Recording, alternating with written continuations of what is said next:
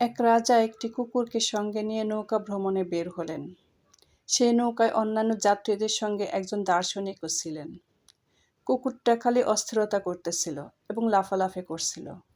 নৌকার মাঝি ভয় পেয়ে গেলেন। সে ভাবতে লাগলেন, এমন চলতে থাকলে আমার নৌকা যাত্রীদের নিয়ে ডুবে যাবে।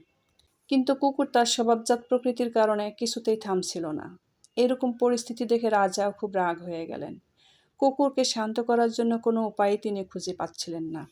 দার্শনিক আর নৌকাতে বসে থাকতে পারছিলেন না। তিনি রাজার কাছে গিয়ে বললেন, রাজামশাই, যদি আপনি অনুমতি দেন, আমি এই কুকুরটিকে একটি বিড়াল করে দিতে পারি। রাজা অনুমতি দিয়ে দিলেন। দার্শনিক দুইজন যাত্রীর সাহায্য নিয়ে সেই কুকুরটিকে নদীতে ফেলে দিলেন। কুকুরটি হাঁসফাঁস করতে করতে ভাসমান নৌকা ধরার চেষ্টা করতে লাগলো। সে এখন তার জীবনের মূল্য অনুভব করছিল। কিছুক্ষণ পর দার্শনিক নৌকায় কুকুরটিকে টেনে তুললেন। তারপর কুকুরটি নীরব হয়ে চুপচাপ এক জায়গায় বসে রইল। নৌকার অন্যান্য যাত্রীদের মতো রাজাও সেই কুকুরের আচরণ দেখে প্রচণ্ড অবাক হয়ে গেলেন। রাজা দার্শনিককে জিজ্ঞেস করলেন, এটি এমন পোষা ছাগলের মতো বসে আছে কেন? দার্শনিক বললেন, যতক্ষণ পর্যন্ত কেউ নিজের সমস্যায় না পড়ে, ততক্ষণ পর্যন্ত অন্যের সমস্যা বুঝতে রাজি হয় না।